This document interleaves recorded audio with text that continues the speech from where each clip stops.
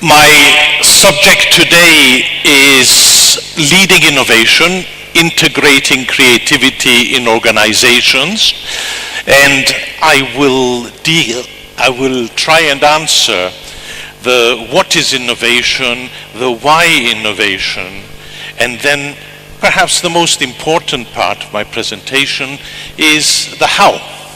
How do we do it? How do organizations do it? So what is innovation? I'm sure that if I ask you, you will give me many intelligent definitions. Here's a general definition that I feel comfortable with. Innovation is something new and useful. Now, questions arise with this definition. What's something? What do we mean by something? Is that thing a product? It could be a product, yes. It could also be a service. It could also be a process. It could also be an entirely new business model.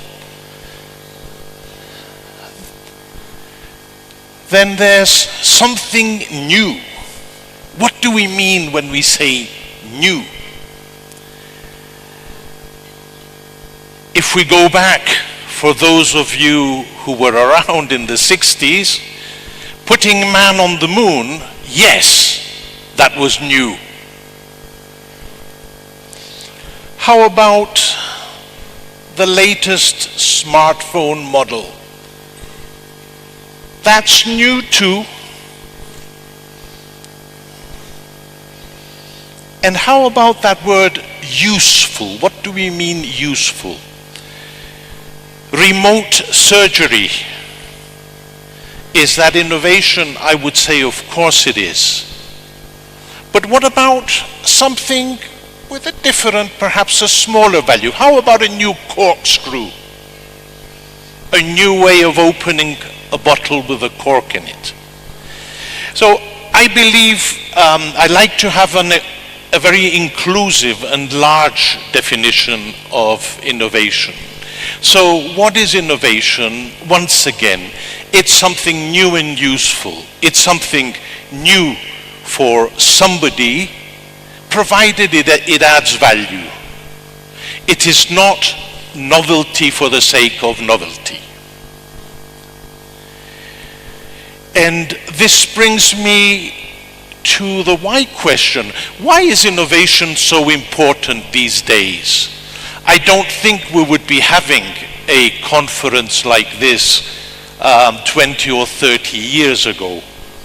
20 or 30 years ago, America didn't have conferences like this. And today they have, I don't know, one every week maybe in the USA. So why is innovation so important these days?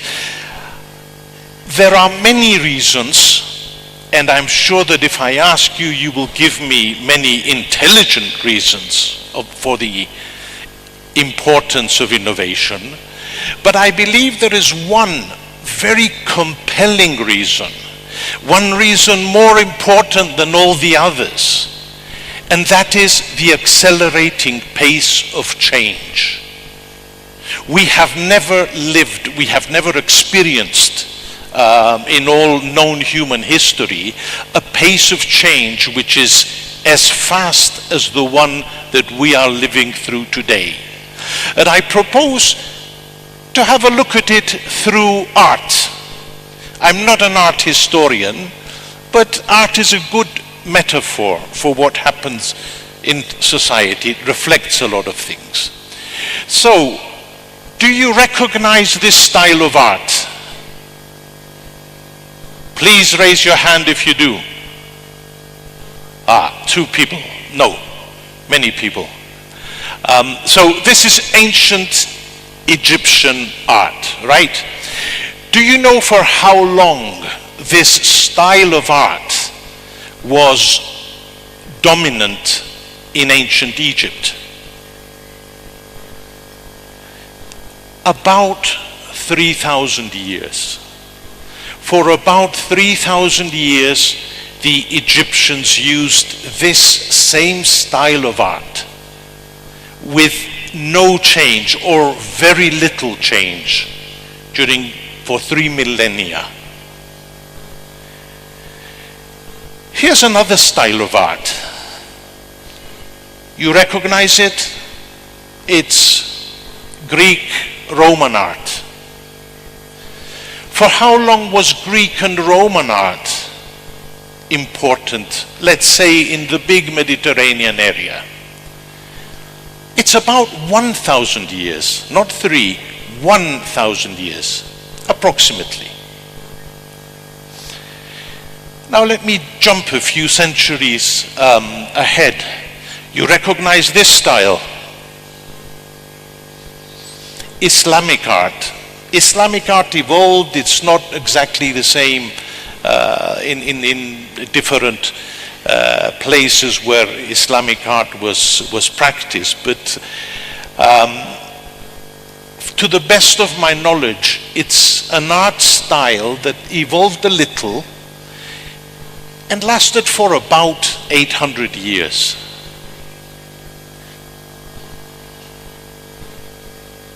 I'm jumping ahead now. This is Renaissance art. Renaissance art took a lot from ancient Roman art, but the themes changed, the materials changed. How long did Europe experience the Renaissance for?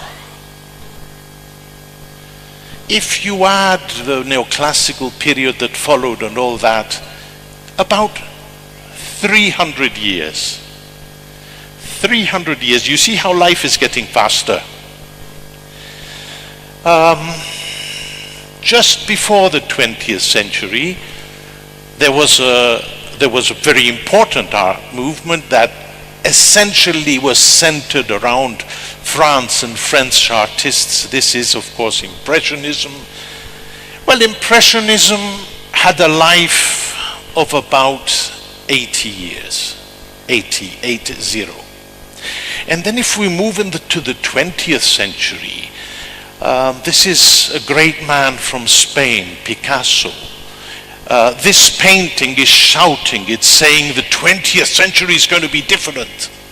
And here's another Spanish artist, Miró, who's working at approximately the same time as Picasso.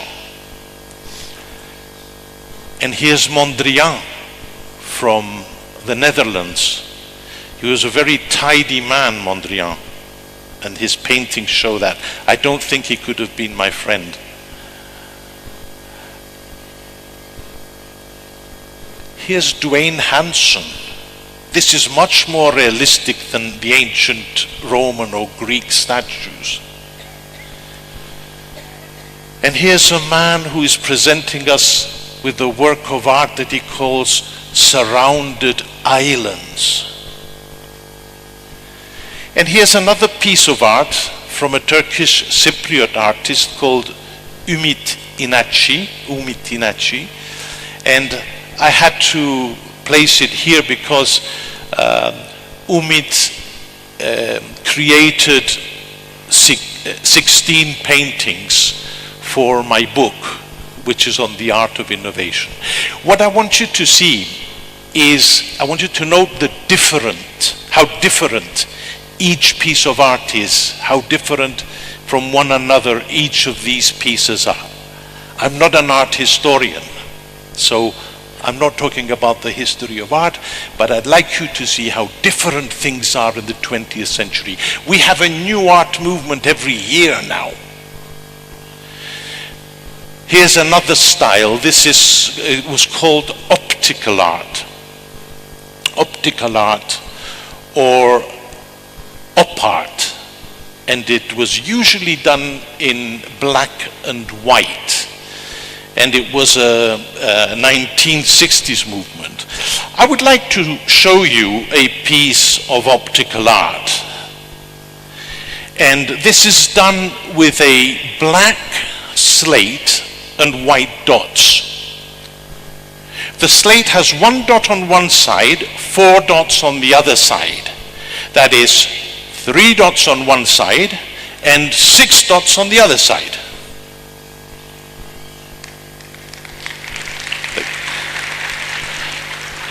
Yes, it's a good one, but you probably figured out what's happening.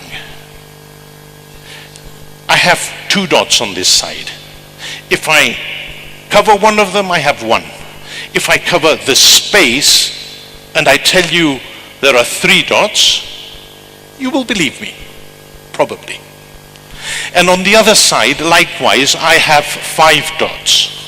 If I cover 1, then there are 4. If I cover the space and I say there are 6 dots, you will probably believe me. But what if I told you that on one side I really do have 3 dots, and on the other side I really do have 6 dots? 6 dots on one side, 3 dots on the other side. Is this optical art? Is this illusion? Is it confusion? Or could it be that the pace of change is faster than your own perceptions? Thank you. Thank you. My ancestors were printers in Amsterdam for 250 years. And during that entire time, they didn't have to change anything. They didn't have to learn anything new. This is one of the best writers on management of the 20th century, Peter Drucker, who passed away a couple of years ago. And the same Peter Drucker is telling us that if you're doing business today the same way you were doing business yesterday, the chances are you won't be doing business tomorrow. So the case for innovation is very powerful. It's very compelling for many reasons, especially the fact that the pace of change is accelerating all the time. And it's not something we can avoid. I'm coming now to the how question. The how question is, how do we promote creativity and innovation in organizations? Now, organizations are very different from one another. Very different. And they innovate in many different ways. However, the drivers of innovation are pretty similar. They're quite similar from one organization to the other. So what I will present to you now is a model I published a few years ago, and I published it with the help of the great artist Michaelides. How to integrate creativity in organizations. Here is the basis of the model. You draw a triangle. You draw a square, you draw a pentagon. The triangle represents the sources of creativity, the elements that are required for any purposeful creative act. And it's a triangle, there are 3 of them. It's talent, energy, and method. Now, who has creative talent? Let's have a show of hands. Can you please raise your hand if you have creative talent? I have counted 5 hands in a Congress of Innovation for Innovation in Ankara. Okay, let me ask the question again. Who has creative talent?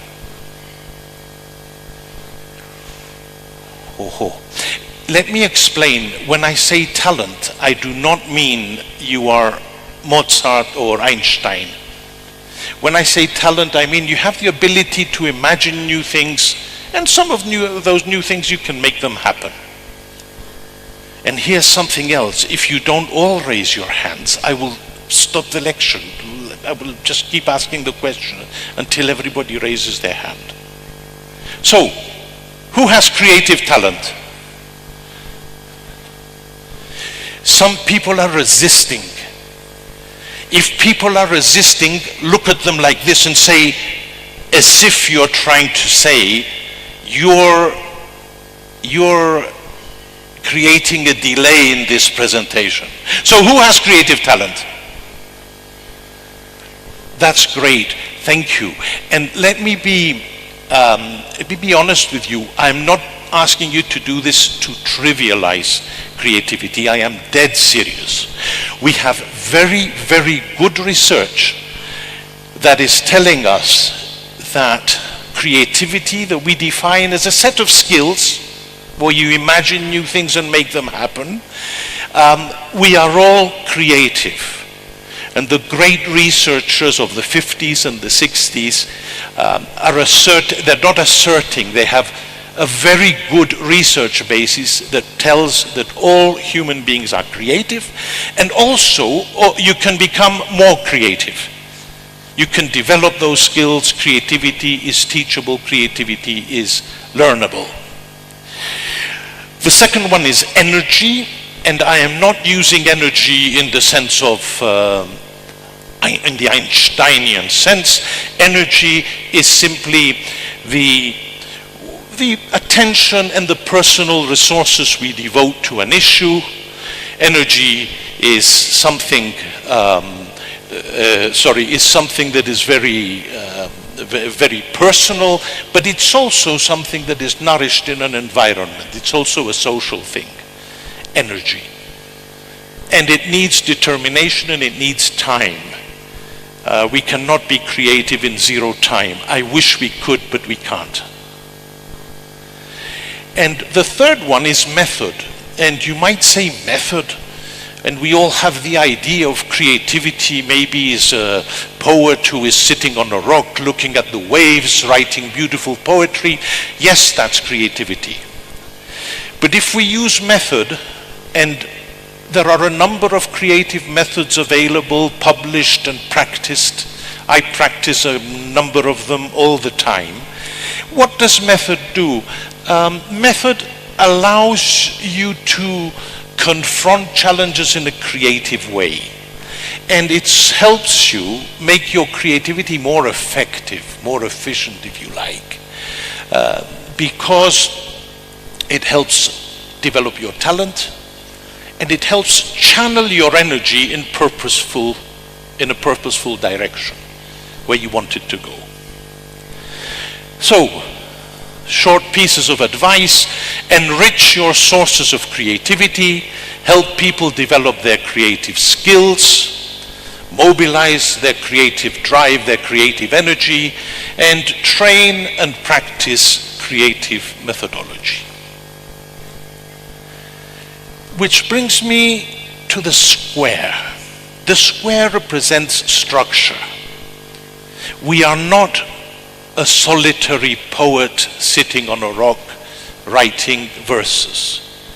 We are in a company here that has a set of objectives to fulfill, that has certain targets and also certain dreams as well.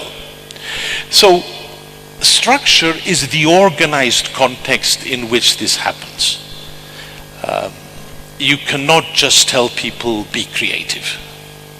It's not serious. The two cornerstones of structure are human, individual, and team. And the other two are more processes. They're target and system. I will go through these now. Individual, just think of people at work.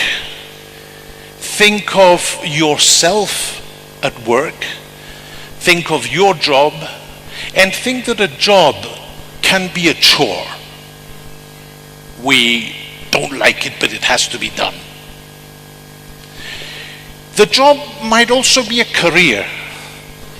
We're not sure that we like it, but we're doing it, we'll do it well, and we'll do it well because we'll get a promotion, we'll get more money in the future or whatever. Or it can be a calling. We do it because we love it. Where are people more creative?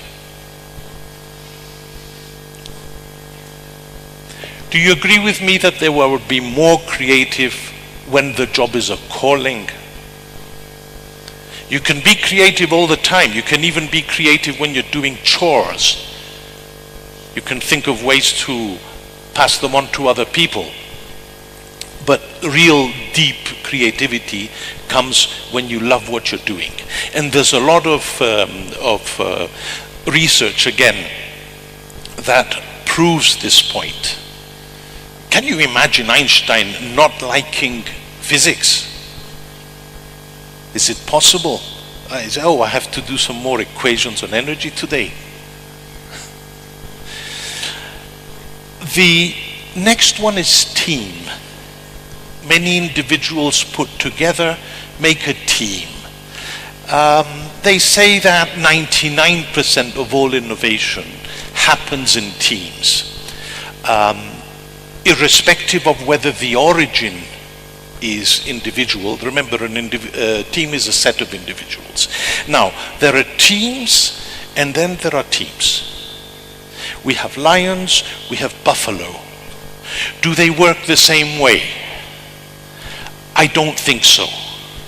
And in fact, I believe there are three kinds of teams. There are bad teams, and the bad teams are usually official committees where everybody doesn't like each other for political reasons. Good teams that work well and efficiently, and innovative teams. Innovative teams reimagine even the way they work, and they're there to imagine new things and implement them. So there is a know-how here as well. And the company that wishes to have an innovative structure must respect both the individual and the team. I come to what is perhaps what is very important for an organization is to have a target. As I said before, it's not serious to tell people go and be creative. Why should they be creative? How should they be creative? In what areas should they be creative? In what areas should they innovate? Remember, man on the moon is an innovation, but so is a new corkscrew. So what do we want our people to do? And setting targets is very important indeed. A target will give purpose to your innovation. And it is important for leaders in organizations to give these targets. And to listen to people when they have their own ideas about targets as well. Now, in management literature, we might say that there are many categories, many types of innovation. Let's look at three of them. One of them, we call it radical innovation. It's where everything changes. We're creating a completely new sector, a completely new business. So I think tomorrow or in the next 2 or 3 years to come, space tourism will be one of these. And in the past, commercialized GPS, search engines, mobile phones in the 90s, personal computers in the 80s, ATMs in the 70s. These were all completely new businesses. Everything is different. You don't know what the market's going to be like. You don't really understand there's a new product, and you might not even understand the processes very clearly before you launch it. So that's what we call breakthrough innovation or radical innovation. But you do not have to invent a new industry to be innovative. You can also be innovative in an existing business. And this style of innovation, this type of innovation, we call differentiation. And I believe you will recognize some of these companies. Do you have IKEA here? So what is IKEA selling? IKEA is selling furniture plus many other things for the home. But it's a new way of selling furniture. It's flat packed. You do it yourself. It's not avant-garde. It's not old-fashioned. It's contemporary. It's not extra good quality, it's not bad quality, it's in the middle. And it's sold in huge surfaces.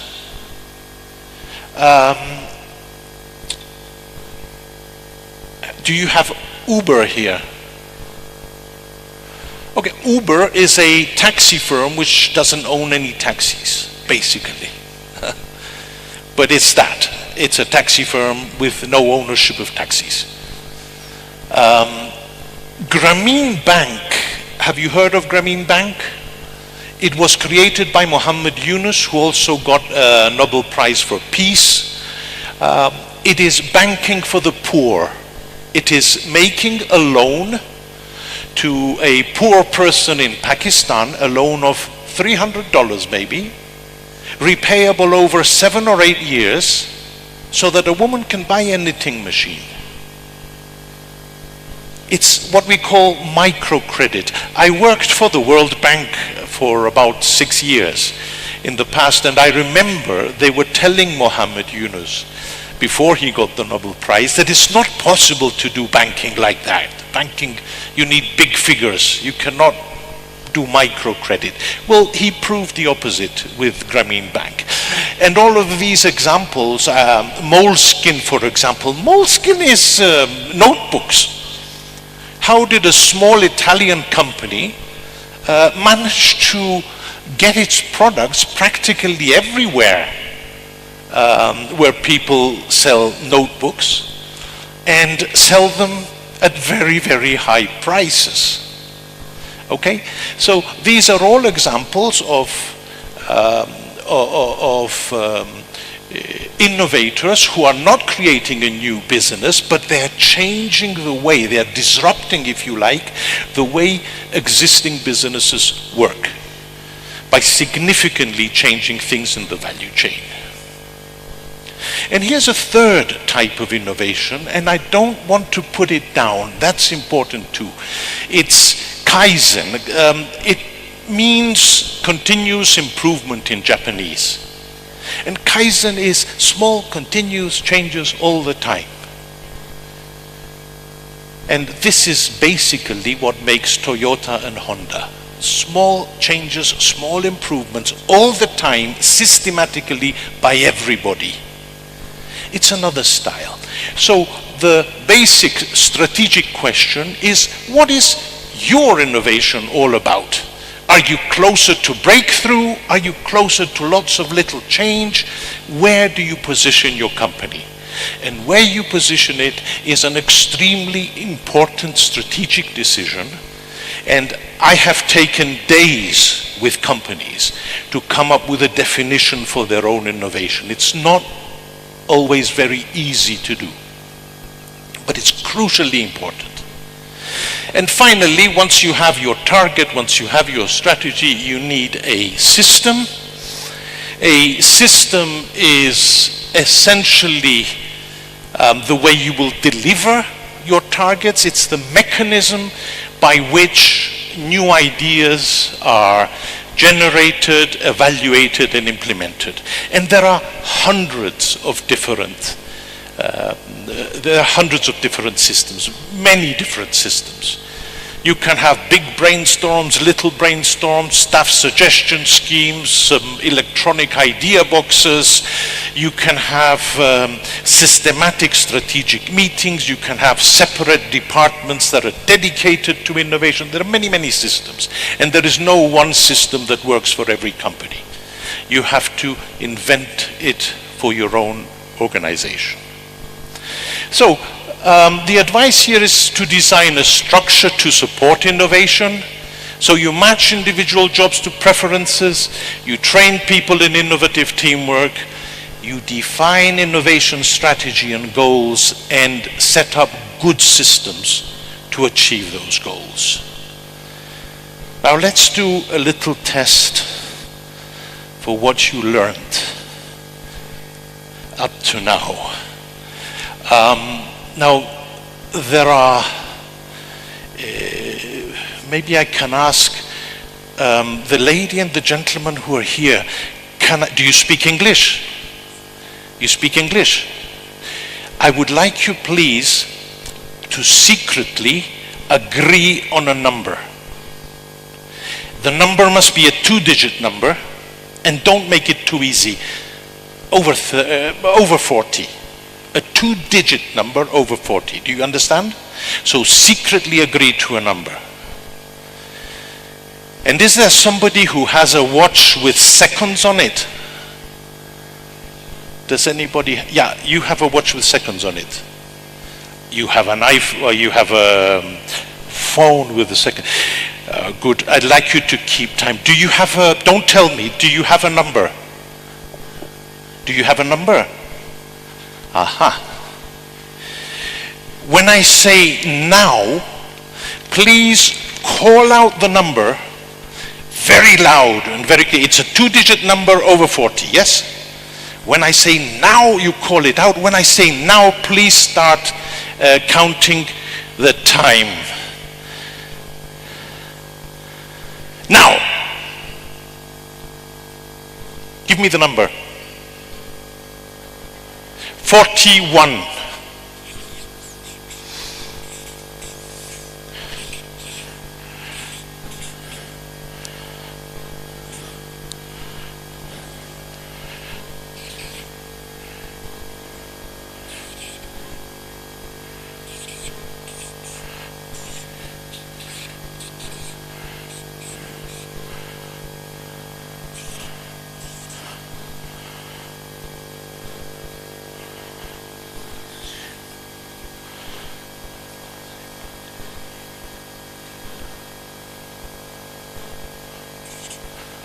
How long did I take? 45 seconds. Okay, that's not bad. Now, your number was 41. 8 plus 11 is 19, plus 1 is 20, plus 21 is 41, yes? 20 plus 2 is 22, 29 plus 12 is 41, yeah? 6 plus 9 is 15, plus 23 is 38, plus 3 is 41, yeah? Thank you. Wait, I have more. 10 plus 5 plus 4 is 19, plus 22 is 41. But we can do it vertically as well. 1 plus 12 plus 6 is 19, plus 22 is 41. 21 plus 7 is 28, plus 8 is 37, plus 4 is 41. 5 plus 23, 28, 30, and 11 is 41, and 8 plus 20, plus 3 plus 10 is 41. Wait, we must do the diagonals as well, you know. 1 plus 7 is 8, plus 23 is 31, plus 10 is 41. And 8 plus 2 is 10, plus 9 is 19, plus 22 is 41. And look, it's a magic square. 2 plus 7 plus 9 is 18, plus 23 is 41. And 10 plus 22 is 32, plus 1 is 33, plus 8 is 41. It's a magic square. Now, what is the learning from this? Do you remember the 4 corners of the square? What were they? Individual. Were individuals involved? Of course. There was a lady and a gentleman here who were involved. Is there a team involved? Of course there is. There's a gentleman who takes time as well. They're a team. Was there a target? Of course there was a target. It was 41. Is there a system here? Of course there's a system, but I can't tell you. Thank you.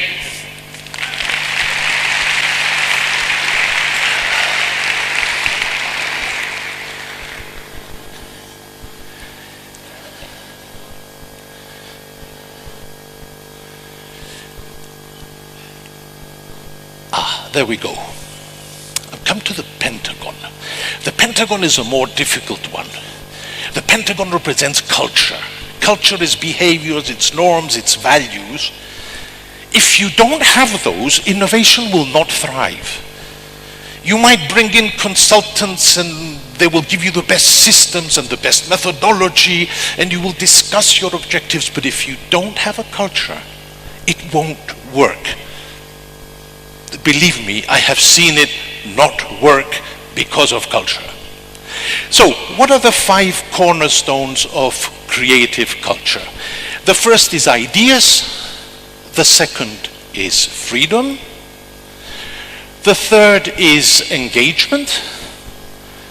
Then humor and risk.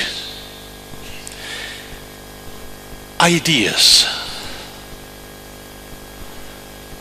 I want you to think about your own organization, or even your circle of friends if you're a student, your classmates. And tell me, how many serial idea killers do you see?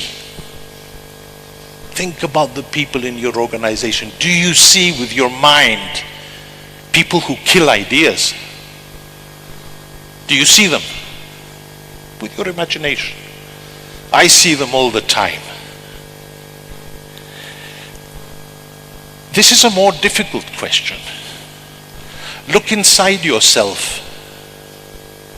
Do you see a serial idea killer inside you as well? And if you do, what are you doing about him or her? In an innovative company, we love ideas. If you go to your boss and say, I have this great new idea, and your boss says, go away, do the budget, you have no chance for innovation. We love ideas and we understand ideas for what they are. A creative idea is always logical afterwards. Before, it might not be logical. And that gives us trouble, because we have to deal with things that are not necessarily reasonable or logical beforehand. But afterwards, they have to become logical. Remember, Einstein discovered relativity when he imagined he was traveling on a beam of light. He did the equations and the maths afterwards to prove it. Also, to get one good idea, one needs many ideas, and also ideas thrive on acceptance and applause. You want a creative culture, you love ideas. That's how it is. The second one is freedom. Freedom is a very relative term. An organization can be both free and not free at the same time. However, for a contemporary organization, it is good to have a minimum amount of rules, and many organizations have obsolete rules. So my invitation to you is to revise your rule book every 6 months. Job descriptions are sometimes too restrictive. If you can open them up and allow people to do more things, it's usually good for innovation. And finally, promoting debate. Can you disagree with your boss? Can you disagree with your boss's boss? If you can't, forget it. Having debate on issues not based on egos. Oh. Does anybody feel the need to dance? Oh, okay. I have 6 more minutes, right? Okay, sorry about that. The next one is engagement. And what I mean by engagement is, I don't like the word motivation. It's an old word, it's a bit tired, I think. Engagement has 2 parties. It's the unwritten contract between employer and employee to help each other grow.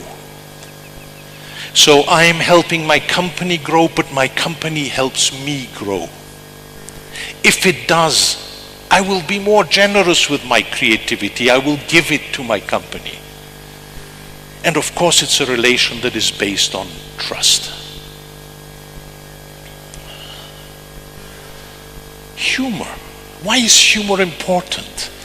We have good data that tells us that innovative organizations, they have more play, they laugh more. For many reasons, humor reduces anxiety, it builds bridges between people, but most important, it is the basis of creativity as well, because humor is about seeing things from different perspectives, and that is what creativity is all about. And then there's the bad news. I like to leave the bad news at the end. There's risk. There's no innovation with zero risk. Innovation always has some change. Small innovation, small risk. Big innovation, bigger risk. And organizations are more likely to be innovative if they create the environment where people can take reasonable risks. Reasonable risks. What is a reasonable risk? I don't know. It's different if you're working for a nuclear power plant. It's different if you're working for a bank. It's different if you're working for a company that creates apps for the internet, for use on the internet. So figure it out. You have to have the debate on risk as well. Remember, this man blew up his family home and 2 factories before he discovered dynamite. So if you accept the risk, you must accept mistakes. Christopher Columbus, he set out, he failed. He wanted to find India. Did he find India? No.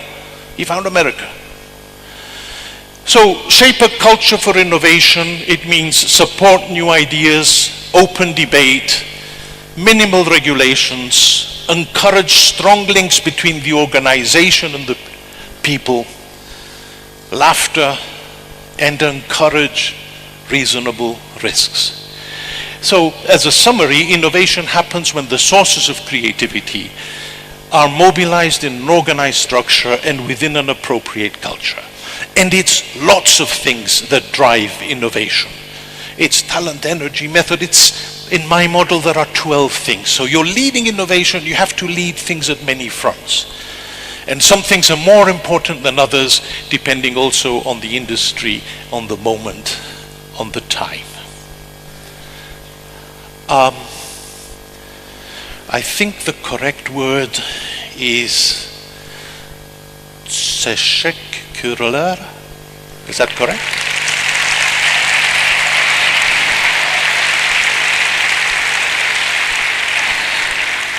I would like to thank the Turkish Exporters Assembly for giving me this opportunity to present at this conference.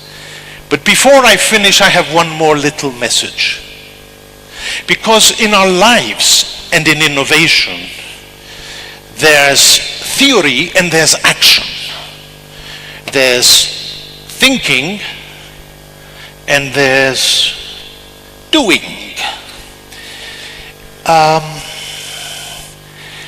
Thinking is cerebral. It happens in your mind. Thinking is analytical. Thinking is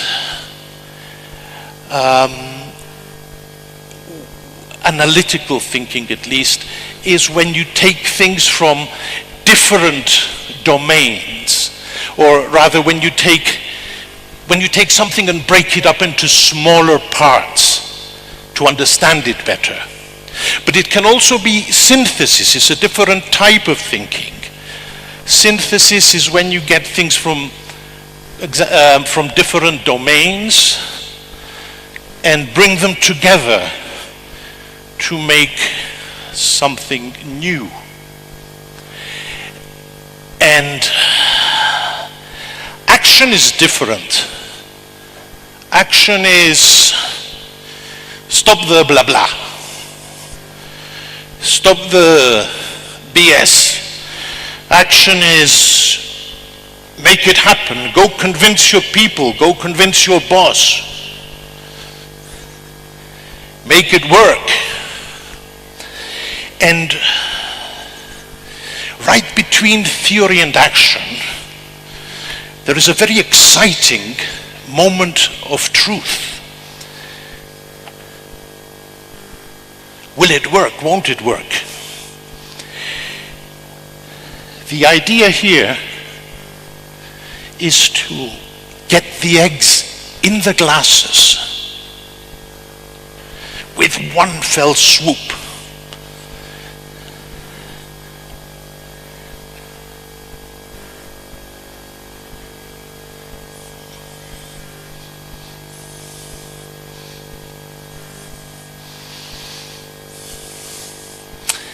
I think I can do it. But thinking is not enough. No action, no results.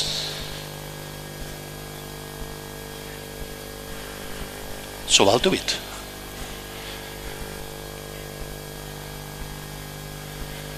But what happens if I succeed? Will you applaud and cheer?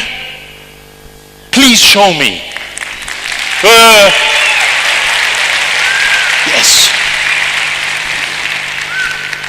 Now I have to do it.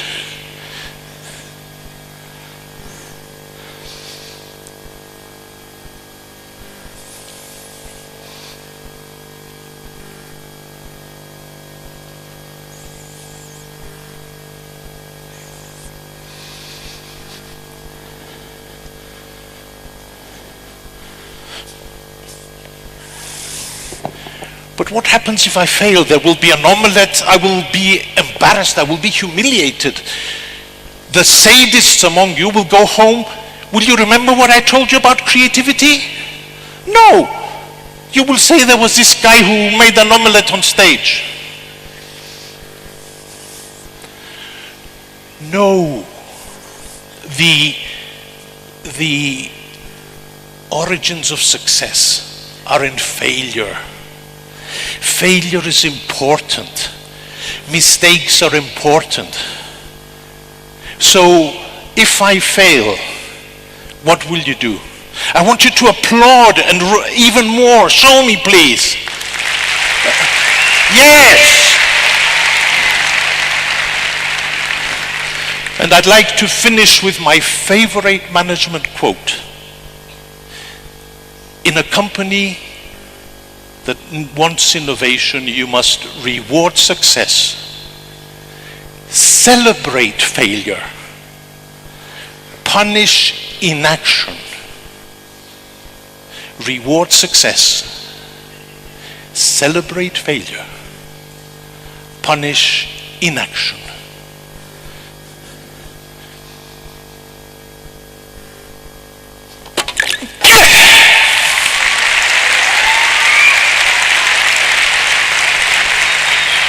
Thank you very much. Thank you.